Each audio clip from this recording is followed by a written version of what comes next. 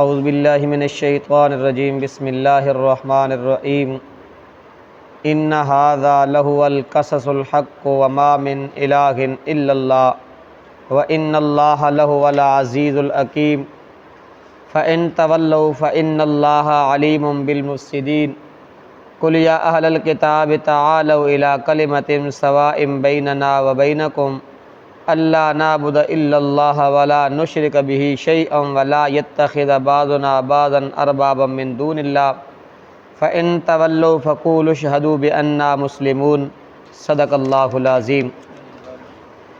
ان ھذا بے شک یہ لہو القصص الحق یہ بیان کیا ہے حق ہے، وما من اور نہیں کوئی الہ الا اللہ مگر صرف اللہ، وان اللہ اور بے شک اللہ تعالی لہو العزیز وہ کیا ہے بڑا زبردست ہے، الحکیم حکمت والا۔ فإن تولوا پس اگر قبول نہ کریں، منہ پھیریں قبول نہ کریں، فإن اللہ پس بے شک اللہ تعالی علیم خوب جانتا ہے بالمفسدین فساد کرنے والوں کو کل اللہ رب نے فرمایا کہ میرے پاک پیغمبر اعلان کر دیجئے، کہہ دیجئے یا اہل الکتاب اے اہل کتاب تعالوا او الی کلمۃ ایک بات کی طرف سواء جو برابر ہے بیننا ہمارے درمیان و بینکم اور تمہارے درمیان۔ وہ کون سی بات برابر ہے؟ اللہ نعبد کہ ہم عبادت کریں الا اللہ صرف ہو کس کی؟ اللہ کی، ولا نشرک بہ شیئا اور اس کے ساتھ کسی چیز کو شریک نہ ٹھہرائیں، ولا یتخذ بعضنا بعضا اربابا من دون اللہ ولا یتخذ اور نہ بنائیں بعضنا بعضا ایک دوسرے کو ہم ایک دوسرے کو اربابن رب دی جمع میں کہ وہ رب دی جمع رب نہ بنائیں من دون اللہ اللہ کے علاوہ۔ فإن تولوا پس اگر وہ قبول نہ کریں نا، فقولوا اشہدوا تو کہہ دو گواہ ہو جاؤ گواہ بن جاؤ بأننا مسلمون ہم تو کیا ہیں فرما بردار ہیں۔ ان ھذا لہو القصص الحق وما من الہ الا اللہ وان اللہ لہو العزیز الحکیم۔ رب تعالیٰ فرماتے ہیں کہ جو قصہ واقعات حضرت عیسیٰ علیہ السلام کے بارے میں جتنی بھی بیان ہوئے ہیں نا، وہ کیا ہے حق ہے حق ہے۔ حضرت عیسیٰ علیہ السلام کا بغیر باپ کے پیدا ہونا اور خارق عادت جو امور ان کے ہاتھوں پہ کیا ہوئے ظاہر ہوئے، رب تعالیٰ فرماتے ہیں وہ کیا تھے؟ میرے معجزے تھے۔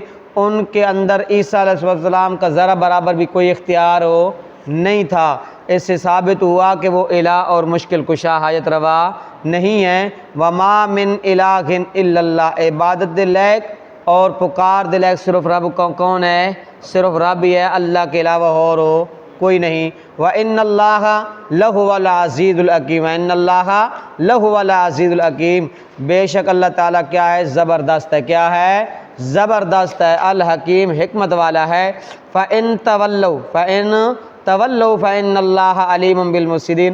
رب تعالیٰ فرماتے ہیں کہ اگر وہ توحید کو نہ قبول کریں، حق کو قبول نہ کریں، حق توحید سے منہ کیا کریں؟ پھیریں، تو پھر اللہ علیم رب تعالیٰ کیا کرتا ہے؟ ان کو جانتا ہے، رب تعالیٰ ان کو کیا کرتا ہے؟ خوب جانتا ہے بالمفسدین فساد کرنے والوں کو۔ وہ جو کہتے تھے کہ حضرت عیسیٰ علیہ السلام کیا ہیں؟ الہ ہیں، مشکل کشا حاجت روا ہیں، انہوں نے جو حضرت عیسیٰ علیہ السلام کی عبادت شروع کی نا، رب تعالیٰ فرماتے ہیں کہ وہ توحید کو اگر قبول نہ کریں تو رب تعالیٰ کیا کرتا ہے؟ ان فسادی کو کیا کرتا ہے؟ خوب جانتا ہے۔ قل یا اہل الکتاب تعالوا الی کلمۃ سواء بیننا وبینکم۔ اللہ رب العزت نے توحید کے اوپر جتنے بھی شبہات تھے نا، ان کا کیا کیا؟ ازالہ کیا رد کر کے اللہ رب العزت نے فرمایا کہ میرا پاک پیغمبر اعلان کیجئے یا اہل الکتاب تعالوا اہل کتاب سے کہیے کہ آؤ الی کلمۃ سواء بیننا وبینکم اس بات کی طرف جو ہمارے اور تمہارے درمیان کیا ہے؟ برابر ہے، ہمارے درمیان اور تمہارے درمیان کیا ہے؟ برابر ہے۔ وہ کون سی بات تھی؟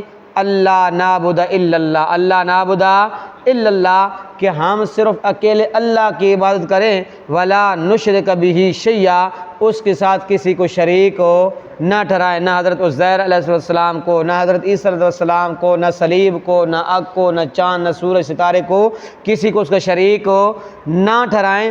تو اس واسطے اللہ رب العزت نے فرمایا کہ جتنے بھی انبیاء میں نے بھیجے ان کی دعوت کیا تھی؟ یہی تھی، وما ارسلنا من قبلک الا رجالا نوحی الیہ انہ لا الہ الا اللہ۔